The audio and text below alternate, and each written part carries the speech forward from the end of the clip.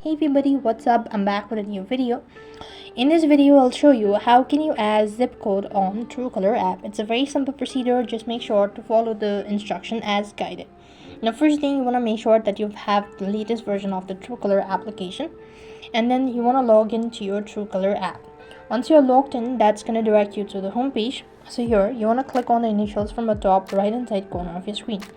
If you haven't completed your profile, then you could actually go ahead and click on complete your profile, or else you could go ahead and click the gear icon as well.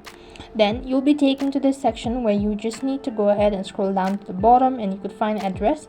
Over here, you could go ahead and manually enter in all of these details, and here's the section where you could go ahead and add in your zip code. Now type in the city and all of that and click the save button. As soon as you've done it, so you've successfully added your zip code on Truecaller app.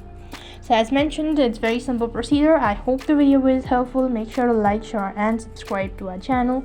Thank you for watching. See you in the next video.